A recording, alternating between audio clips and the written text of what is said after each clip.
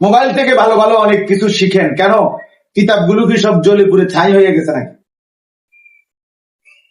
Mobile থেকে অনেক শিক্ষণীয় কিছু বুঝেন। কেন? ওস্তাদ, আলেম, মুরব্বী, মুত্তাকি, আল্লাহওয়ালা আলেম পৃথিবী থেকে কি হারায় গেছে নাকি? ধোকা দেন কারে? কারে বুঝান? আমরা বুঝি না? আমরা চিরা খাই, আমরা ভাত খাই না। হ্যাঁ,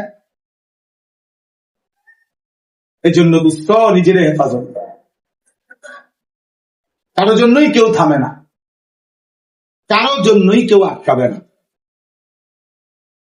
কারোর জন্যই কেউ আটকাবে না। ও বাত্তরকারী চাইল ডাইল ইডি লেগে নুরানি ট্রেনিং লাগে না,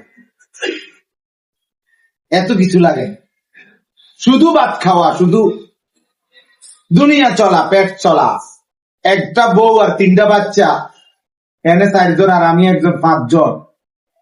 এই মানুষ কয়জন চলার জন্য? আখেরাতকে বরবাদ করে দেওয়ার কোন অর্থ নেই। ওই এমনি চলে, দুনিয়া এমনি চলে যায়। প্রত্যেকেই প্রত্যেকের জায়গায় কোনো না কোনো ভাবে চলেই যাচ্ছে। তাহলে যদি মনে করেন যে না, পেট চলার জন্য না, বউ বাচ্চার জন্য না, আখেরাতের জন্য, তো মোবাইল দেখেন কেন? দিনই খেদমতের নিয়তে আসছি হুজুর, তাহলে মোবাইলের আসক্ত কেন? বলে বড় মোবাইল অকাট্য হারাম, এটা কেউ বলে নাই।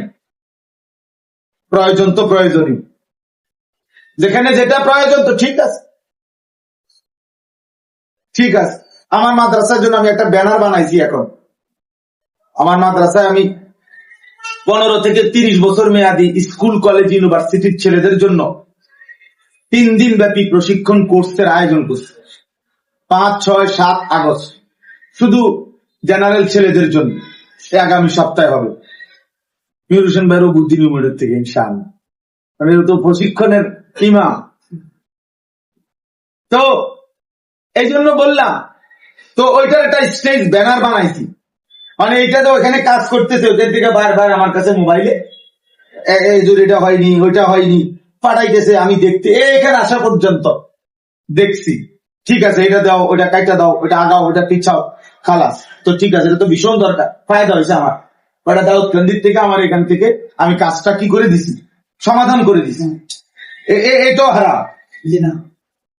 তো আমি কি নিষেধ? তাহলে বিষয়টা তো এটা না যে, যেমন আমরা বলি যে চেয়ারে বসে নামাজ পড়া এটা হারাম না, উপযুক্ত মুফতি সাহেব থেকে ফতুয়া নেওয়া হইলো কি